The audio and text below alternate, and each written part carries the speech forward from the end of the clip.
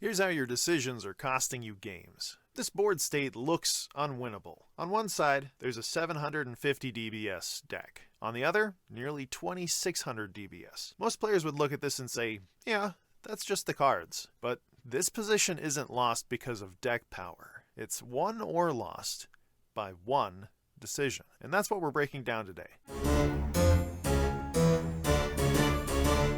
We're the turn player here in round 5. We're behind on paper, but we're not dead. What matters right now isn't what our opponent might have. It's whether we choose a line that preserves our outs or one that quietly closes them. This entire turn comes down to a single question. Do we commit information now, or do we preserve uncertainty for next round? We have a few realistic options. We can develop a threat immediately, set up for a board wipe next turn, or take a safe line that looks responsible but gives away tempo. On the surface, all of these look reasonable, but only one keeps this game alive. Let's talk about the play that feels correct. Playing Phoenix Quill looks proactive, but it exposes the quill to removal before it does anything. Harvesting a land immediately looks safe, but it signals our plan and gives our opponent a chance to modify their next turn. Playing Sigrid into an uncontested realm looks like free value, but it leaves open the opportunity for our opponent to deny us precious resources we need to set up by attacking over us in Realm 2. None of these lose the game instantly, and that's the problem.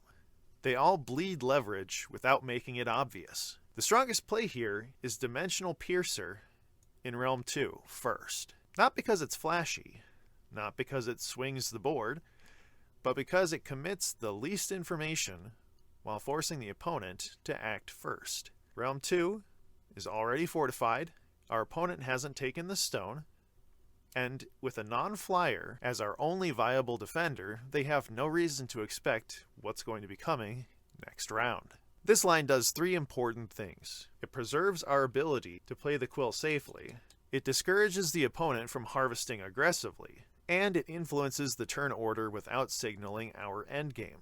We're not trying to win this round, we're trying to survive it into the next one with agency intact. If this line sticks, we enter the next round with enough energy from Phoenix Quill to threaten the Corruption Warp. At that point, the exact cards in our opponent's hand matter less than the fact that they've already committed resources. Even if they have interaction, they now have to answer to us, not the other way around. That's how a 750 DBS deck gets back into a game it shouldn't win. Not with better cards, with better sequencing. Now this line isn't guaranteed. Repeated low-cost removal, specific tech cards, those can still end the game. But here's the key difference. Those outcomes require our opponent to have something specific. The losing lines lose regardless. This is where most players go wrong. After a loss like this, it's easy to blame draw variance, matchup imbalance, deck power, because those explanations remove accountability. But improvement comes from identifying the decision fork, not the final board state. The question isn't, what card beats me? It's, where did I give up control? And in a best-of-1 tournament structure, this matters even more. There's no sideboard, no second game, no chance to adjust. You don't win by being perfectly prepared. You win by choosing lines that forgive uncertainty. Decks matter. Preparation matters. But games like this aren't decided by power. They're decided by decisions that keep options alive. If you're behind and your line feels safe, ask yourself, does this preserve my outs? Or does it just delay losing?